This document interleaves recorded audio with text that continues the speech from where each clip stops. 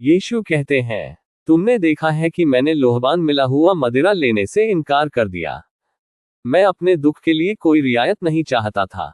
जब हम स्वयं को पीड़ित के रूप में प्रस्तुत करते हैं तो हमें बिना किसी दयनीय व्यवस्था, समझौते, निवारण के पीड़ित होना चाहिए। जैसे ही प्याला चढ़ाया जाता है, उसे पीना आवश्यक होता है। हमें अंत तक सिरके और कड़वेपन का स्वाद लेना चाहिए, मसालेदार शराब नहीं जो दर्द को कम कर देती है। ओह, पीड़ित की नियति वाकई बहुत कठिन होती है, लेकिन धन्य हैं वे लोग जिन्होंने इसे अपना भाग्य चुना। यह आपके यीशु की पीड़ा थी जो उसके निर्दोष शरीर में थी। और मैं अपनी मां के प्रति अपने प्रेम और उसके दुख की यातनाओं का उल्लेख नहीं करूंगा। वह दुख जरूरी था, लेकिन मेरे लिए ये सबसे क्रूर यातना थी।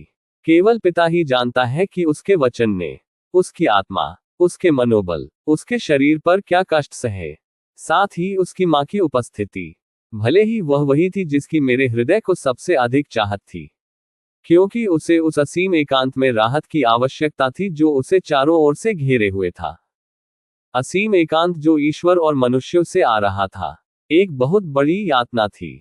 उसे वहां होना था, एक शारीरिक स्वर्गदूत, ताकि निराशा को मुझ पर आक्रमण करने से रोका जा सके, जैसे कि आत्मिक स्वर्गदूत ने गेत्सेमन में रोका था। वह आपके उद्धार के लिए मेरे साथ अपना दुख जोड़ने के लिए वहां मौजूद थी। वह मानव जाति की मां का अभिषेक प्राप्त करने के लिए वहां मौजूद थी।